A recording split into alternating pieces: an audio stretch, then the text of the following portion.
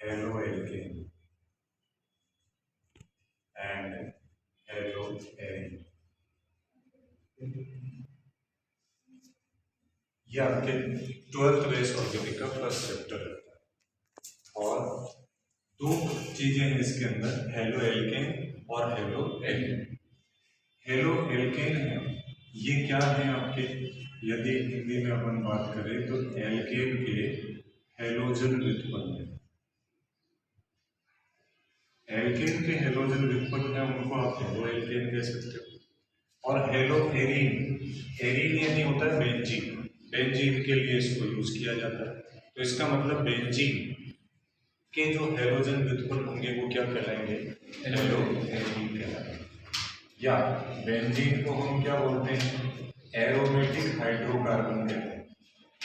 तो ये कहते हैं कि एरोमेटिक हाइड्रोकार्बनों के हेलोजन व्युत्पन्न है वो क्या कहलाएंगे, हेलोएरीन कहलाएंगे।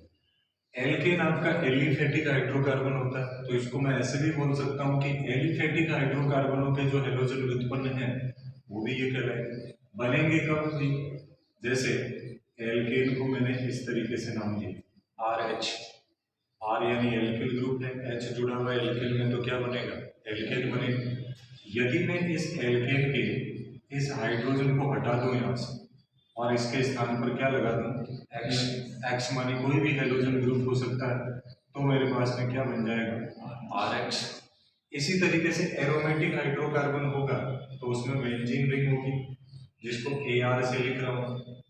बेंजीन रिंग का एक हाइड्रोजन या एक से ज्यादा हाइड्रोजन, उसको यदि रिप्लेस कर दिया जाए एक हेलोजन ग्रुप से, तो क्या फॉर्मूला बन जाएगा, ARX।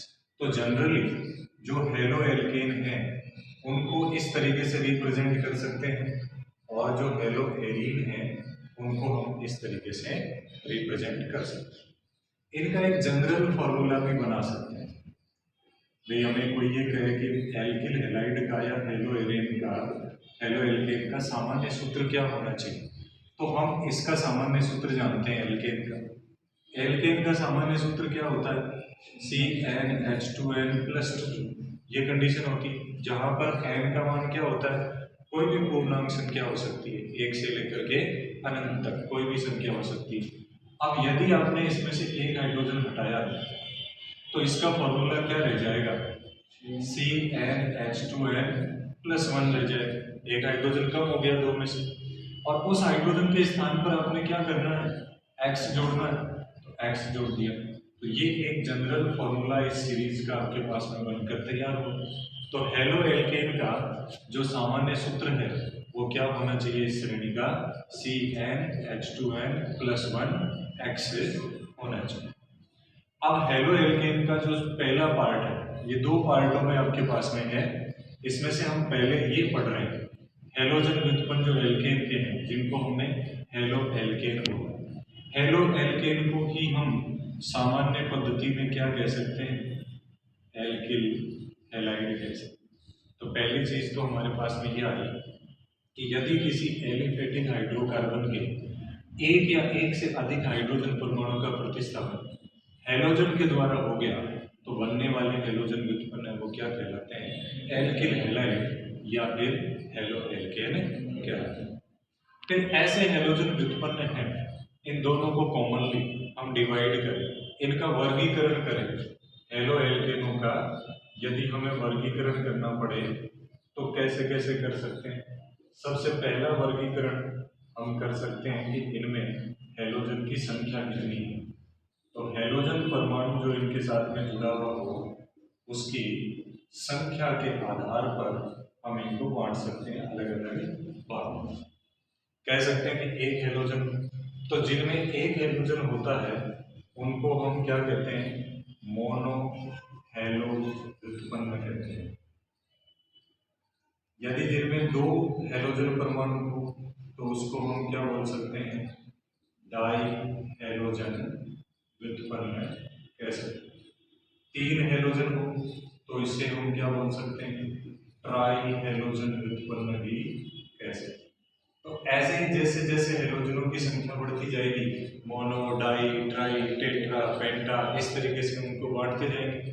तो कॉमनली एक वर्ग बना लेता हूँ मैं, जिसको मैं कह सकता हूँ पॉली हेलोजन व्युत्पन्न। पॉली मीन्स बहुत सारे हेलोजन हो सकते हैं, तो इसको ऐसे बांटा जा सकता है, पॉली हेलोजन व्युत्पन्न।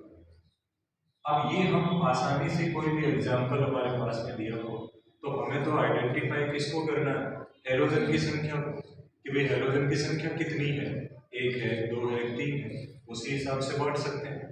जैसे फॉर एग्जाम्पल मैंने यहाँ पर लिखा CH3Cl। आपको कहूँ कि ये किस प्रकार का हेलोजन व्युत्पन्न है, मोनो हेलोजन, क्योंकि इसमें हेलोजन कितना है, 1। ऐसे मैंने इसको ब्रांचिंग के रूप में, इसमें ब्रांचेज बढ़ा दी मैंने और फिर हेलोजन लिखा। अब भी ये क्या है, मोनो हेलोजन ही, क्योंकि इसमें हेलोजन कितना है, 1। ऐसे यदि मैंने रिंग लिखी और रिंग के ऊपर हेलोजन लिखा तो भी ये मोनो हेलोजन ही, चाहे वो एरोमेटिक है चाहे एलिफेटिक है, कोई सा भी हो, वो सारा वर्गीकरण हम हेलोजन की संख्या के आधार पर करें। ऐसी कोई कंडीशन लिखी, मान लीजिए कि 2 कार्बन है और उस पर 2 हेलोजन लगा दी, तो ये डाई हेलोजन व्युत्पन्न बन गया। ये हो सकता है कि एक ही कार्बन पर 2 हेलोजन, तो भी ये डाई हेलोजन व्युत्पन्न। इस एक यौगिक पर ही, जैसे एरोमेटिक यौगिक बनाया, इस पर आपके इस तरीके से 2 हेलोजन जोड़ दी, तो भी ये डाई है। ऐसे ही यदि 3 हेलोजन एटम हो जाते हैं, तीनों चाहे एक ही कार्बन पर हो चाहे अलग अलग कार्बन पर हो, तो ये क्या है आपका ट्राई हेलोजन डेरिवेटिव। और बहुत सारे हो जाए तो बहुत, उसको पॉली हेलोजन व्युत्पन्न भी हम कह सकते हैं। तो ये तो एक बिल्कुल सिंपल सा आपके पास में क्लासिफिकेशन है कि नंबर ऑफ हेलोजन एटम के बेसिस पर हम ये बांट रहे हैं कि हेलोजन व्युत्पन्न है वो इस तरीके के हो सकते हैं। फिर जो हम बांट सकते हैं वो किस आधार पर बांटा जाता है, सेकेंड जो वर्गीकरण कार्बन परमाणु के संकरण के आधार।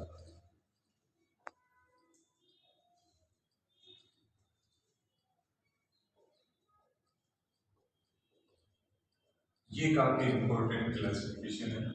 इससे आपको कार्बन एटम का हाइब्रिडाइजेशन पूछा जा सकता है कि जिस कार्बन पर आपका हेलोजन जुड़ा हुआ है उसका संकरण कैसा है। तो कार्बन का संकरण हम कैसे डिसाइड करेंगे सर, कार्बन में सिंगल बॉन्ड हो सकता है, डबल बॉन्ड हो सकता है, 2 तरीके के हेलोजन डेरिवेटिव आपके पास में चलते हैं। पहला हम ये कहें कि कार्बन कौन सी संकरित अवस्था में हो, sp3 संकरित अवस्था में हो और उस पर क्या जुड़ा हुआ हो, हेलोजन। तो इस तरीके के जो यौगिक हैं वो कौन कौन से होते हैं, इनको हम फर्दर क्लासिफाइड करें तो एक तो यही हो जाते हैं हमारे पास में एल्किल हैलाइड। एल्किल हैलाइडों में एल्किल समूह है और एल्किल समूह का कार्बन हमेशा sp3 संकरित अवस्था में होता है। कार्बन का संकरण हम कैसे निकालते हैं, देखिए कार्बन पर जितने सिग्मा बॉन्ड हो जाते हैं उतने ही वो संकरित कक्षक बनाता है। तो अब जैसे एल्किल हैलाइडों में कार्बन पर 4 संकरण, 4 सिग्मा बॉन्ड है, तो यदि नंबर ऑफ सिग्मा बॉन्ड 4 है तो sp3 संकरण होगा, 3 सिग्मा बॉन्ड है तो sp2 होगा, 2 सिग्मा बॉन्ड है तो sp संकरण हो जाता है। पाई बॉन्ड को संकरण में आपको काउंट करना नहीं है। हाँ, ये जरूर ध्यान में रखना कि यदि कहीं डबल बॉन्ड आता है तो डबल बॉन्ड में क्या होता है, एक सिग्मा होता है और एक पाई होता है, और यदि कहीं ट्रिपल बॉन्ड आता है तो उसमें एक सिग्मा होते हैं और 2 क्या होते हैं, पाई बॉन्ड। तो हमें केवल सिग्मा बॉन्ड ही काउंट करने हैं। 4 सिग्मा का मतलब sp3, 3 सिग्मा का मतलब sp2, 2 सिग्मा का मतलब sp। अब यदि हम बात करें कि एल्किल हैलाइडों में तो sp3 संकरणी होगा, कैसे देखो एल्किल समूह ये, इस पे कोई भी कार्बन रखूं मैं, जैसे कार्बन पर 1 हेलोजन रख दूं, 2 हेलोजन रख दूं, 3 रख दूं, ये कार्बन पर एटम देखो कैसा है, इस कार्बन एटम पर 4 सिग्मा बॉन्ड बन रहे हैं, इसका मतलब ये कार्बन कैसा है, sp3। जरूरी नहीं कि एल्किल समूह एक ही हो, एल्किल समूह एक से ज्यादा भी तो हो सकते हैं। जैसे यहाँ पर 2 एल्किल समूह हो तो भी अब कार्बन का संकरण अभी भी कैसा रहेगा, और एल्किल समूह यदि आपके पास में 3 हो जाए तो भी कार्बन का संकरण कैसा रहेगा, sp3। तो मतलब प्राथमिक एल्किल हैलाइड, द्वितीयक एल्किल हैलाइड और तृतीयक एल्किल हैलाइड है, तो उन सभी में कार्बन एटम कौन सी संकरित अवस्था में है? sp3 संकरित अवस्था में ही। तो इस तरीके के यौगिक क्या कहलाते हैं? एल्किल हैलाइड कहलाते हैं, जिनको हमने RX के नाम से। दूसरे जो एल्किल हैलाइड हो सकते हैं, हाँ, अब इनको ऐसे भी मान सकते हैं कार्बन की प्रकृति के आधार पर। जो कार्बन परमाणु जिस पर आपका हैलोजन जुड़ा हुआ है, वो यदि एक एल्किल समूह से जुड़ा हुआ है, तो ऐसा एल्किल हैलाइड क्या कहलाता है? 1 डिग्री या प्राथमिक कहलाता है।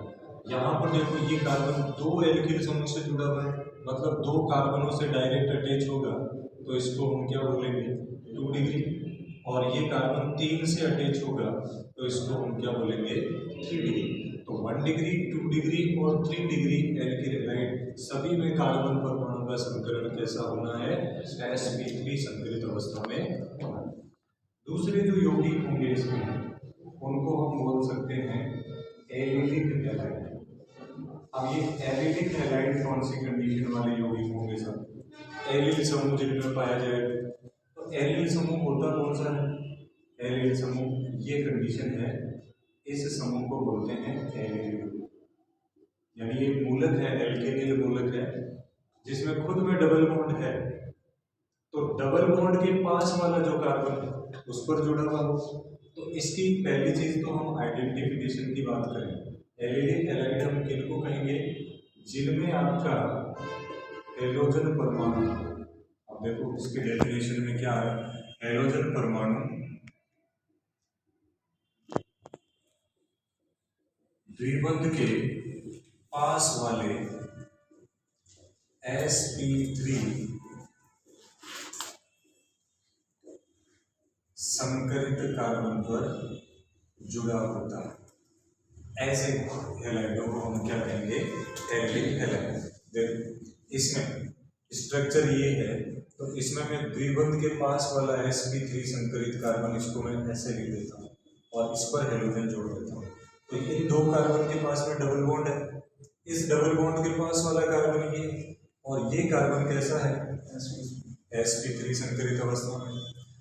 अब यहाँ पर भी जैसे आपने 1 डिग्री 2 डिग्री बनाया, अब देखो ये कार्बन कितने कार्बन से जुड़ा हुआ है?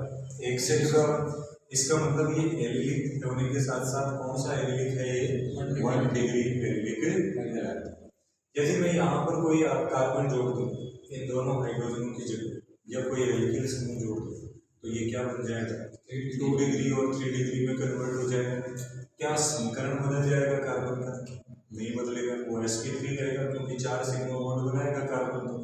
तो इसमें यदि इस तरीके का एग्जाम्पल लिया मैंने, यहाँ पर मैं CH3 रखा और यहाँ पर H, अब देखो अभी भी एलिलिक की परिभाषा पर तो खरा उतर रहा है। डबल बॉन्ड के पास में sp3, तो ये कार्बन sp3 है और इस sp3 कार्बन पर क्या जुड़ा हुआ है? हैलोजन एटम जुड़ा हुआ है, तो एलिलिक तो है। अब 1 डिग्री है, 2 डिग्री है या 3 डिग्री है, तो ये हैलोजन वाला कार्बन दो कार्बनों से डायरेक्ट जुड़ा हुआ है, तो इसको हम क्या बोलेंगे? 2 डिग्री एलिलिक हैलाइड बोलेंगे। ऐसे ही आपके पास यदि मैं यहाँ पर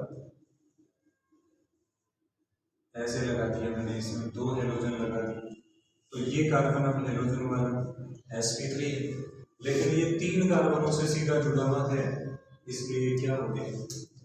तृतीय एलिलिक हैलाइड। तो जिस तरीके से alkyl halide 1 degree 2 degree 3 degree हो सकते हैं, वैसे एलिलिक हैलाइड भी क्या हो सकते हैं? 1 डिग्री 2 डिग्री और 3 डिग्री हो सकते हैं। लेकिन उनकी आइडेंटिफिकेशन क्या है कि एलिलिक हैलाइड आप उनको बोलोगे जिनमें हैलोजन परमाणु द्विबंध के पास वाले sp3 संकरित कार्बन पर जुड़ा हुआ है। तो इस तरीके की आइडेंटिफिकेशन के क्वेश्चन बन सकते हैं। यदि डबल बॉन्ड किसी में है, किसी में रिंग स्ट्रक्चर है, तो आपको बंद लाइन सूत्र वाले फॉर्मूले ज़्यादा दिए जा सकते हैं। जैसे इस तरीके का फॉर्मूला दिया बनाकर ऐसे करिए कि ये किस प्रकार का हैलोजन एटम। तो अब देख लो सर, यहाँ पर कार्बन का डबल बॉन्ड है, डबल बॉन्ड के पास में कार्बन, अब पास में कार्बन है तो 2 तो सिंगल बॉन्ड है और कोई ग्रुप नहीं जुड़ा हुआ, मतलब हाइड्रोजन जुड़े हुए रहेंगे। तो ये कार्बन कैसा हो गया, sp3 हो गया। तो डबल बॉन्ड के पास में sp3 कार्बन पर हेलोजन कौन सा हैलाइड हो गया, एलिलिक हैलाइड। इस तरीके के स्ट्रक्चरल फॉर्मूले आपके पास में हो तो भी हम उनको पहचान सकते। तो ये इनको आइडेंटिफिकेशन करने का सबसे अच्छा तरीका है पॉइंट बना लिया करो, जहाँ कॉर्नर मिल रहे हो वहाँ पॉइंट बना लो। वो कॉर्नर किसको इंगित करेंगे, कार्बन एटम को करेंगे, जिनके बीच में जैसा बॉन्ड है वैसा रह जाएगा और बाकी की सारी संरचनाएं हाइड्रोजन से क्या होगी, पूरी होगी। तो अपने को ये formula CH2 double bond CH CH2X यही तो बना।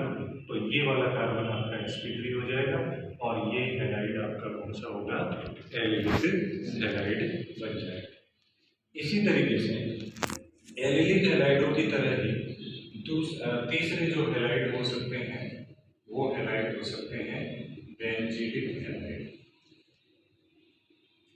अब बेंजीलिक हैलाइड कौन से होंगे, बेंजीन वलय से आपके पास में पार्श्व श्रृंखला निकली हुई रहेगी और उस पार्श्व श्रृंखला पर कोई sp3 कार्बन होगा, उस पर हेलोजन परमाणु जुड़ा हुआ है।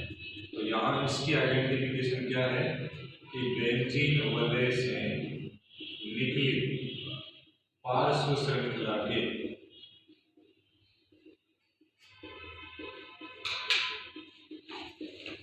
sp3 संकरित कार्बन पर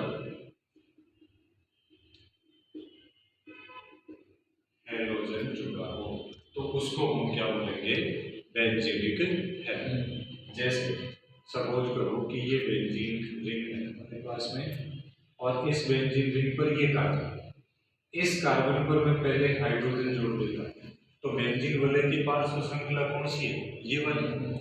अब ये कार्बन है वो कैसा हो गया, sp3 संकरित और उस पर हेलोजन जुड़ा हुआ है, देन ये क्या कहलाएगा, बेंजीलिक हैलाइड। कैसा बेंजीलिक हैलाइड है, अब ये कार्बन कितने कार्बनों से जुड़ा हुआ है, इसी एक कार्बन से जुड़ा हुआ है सीधा, तो इसका मतलब ये कैसा हो गया, 1 डिग्री। अब इसके हाइड्रोजनों को हटाओ, देखो इसके हाइड्रोजनों के स्थान पर आप एल्किल समूह लगाते जाओ, एक हाइड्रोजन रख दिया मैंने, अभी भी ये बेंजीलिक तो है, लेकिन अब ये वाला कार्बन है वो अभी भी sp3 है, लेकिन ये कैसा हो गया, 2 डिग्री बेंजीलिक हैलाइड हो गया, क्योंकि ये 2 कार्बनों से जुड़ गया। अब ऐसी की ऐसी कंडीशन आप 3 डिग्री के लिए भी बना सकते हो, जैसे यहाँ पर एल्किल समूह, यहाँ पर एल्किल समूह, तो ये कार्बन sp3 तो हुआ और साथ में कैसा हो गया, 3 डिग्री बेंजीलिक। तो अब देखो जो तीनों कैटेगरी हमने पढ़ी है sp3 संकरण के आधार पर, एल्किल हैलाइड, एलिलिक हैलाइड और बेंजीलिक हैलाइड, तीनों में कार्बन एटम sp3 होता है और तीनों ही 1 डिग्री 2 डिग्री और 3 डिग्री 3 टाइप के हो सकते हैं on the basis of carbon atom. तो एक तो हेलोजन को बांटने का संकरण के आधार पर पहला तरीका हुआ कि हेलोजन sp3 संकरित कार्बन के ऊपर क्या हो, जुड़ा हुआ